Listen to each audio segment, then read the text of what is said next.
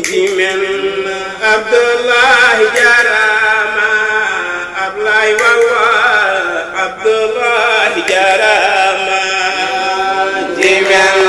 Abdullah Jarama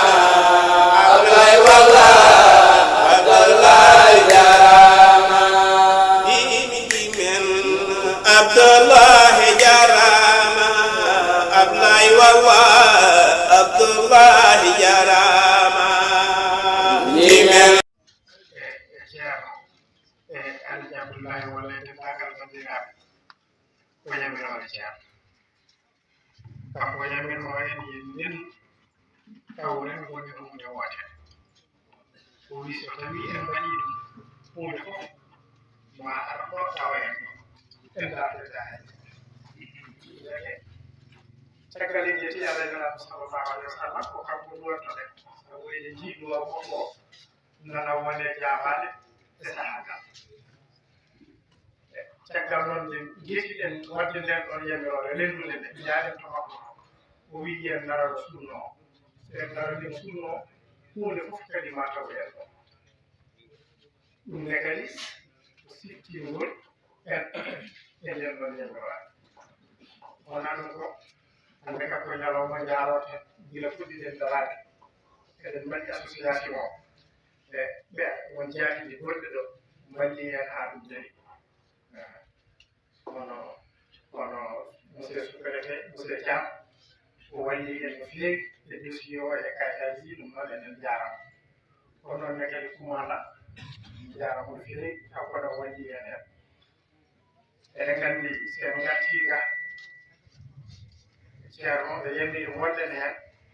ɗeɗo caɗele ɗe Allah jaɓɓinani wonde ñawdani en hande taw ko caɗele meɗen ɓooye e gulliyoyɗen e nokkuji kewɗi e dammuɗe kewɗe tawi kadi fof en jii kono noon eɗen jettede jaara docteur monsieur Ba médecin chef ɗo o walli en ɗo gueɗe kewɗe andude holko hôpital o sala holko hôpital o sohli ha mbawɗen gullitoyade ene jeerno hen ko keɓten hande ɗum waɗi kanko ne eɗen mbiyamo jarama kono kadi eɗen jettede jaara Allah jaɓɓinani wolle caggal nde ɓuggoyɗe dammuɗe kewɗe woni Allah newnani ten Allah muuyi ɗum koɗo makko ɗo nde garɗen ɗo makko gabɗen koko jiiɗen so tawi ñawdama caɗele kewɗe ene ñawdoro en no hullitidemo ko hôpital o jaɓi ɗum jaɓɓol moƴƴo o wi ɗum ala caɗele toppito nde ko goɗɗo toppitade so heddima tan wonde financement ɗi joni ɗum koye tawde e Allah jaɓɓude e kanko no jarama sabu ko kanko ɗum sababu yaani jettiɗen ko kalanɗen mo tan ko ɗo no ƴettiten kon makko o noddi Allah jaɓɓinani won kaɓruɗenmo eɗen jogii caɗele saforte e ɗum ɗo noon ko piide mum ɗum ɗo ko piide mum kadi ɗeɗo balɗe en jeehi toon sabu wonɗo rewata noon wiini so en mbi hôpital ene jogii ɗo foti rewde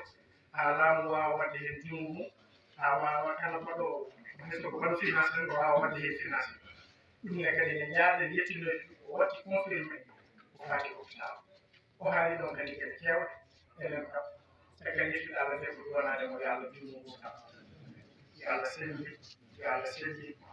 andade makko ɗe tawi ko gollanade l'islam yo Allah yetti andade ɗe fof e calmini fof en jetti en juurima en jaari ala ko ɗum tan ɗumen jettinde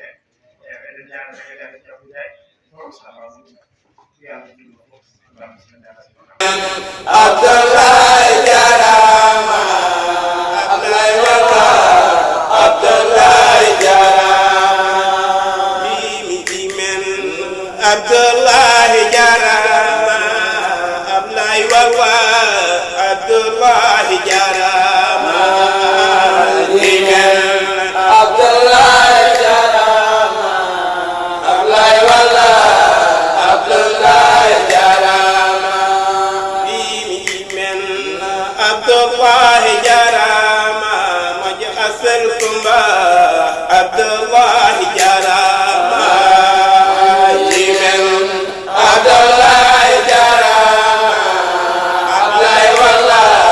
Abdullah Jarama Jimen Abdullah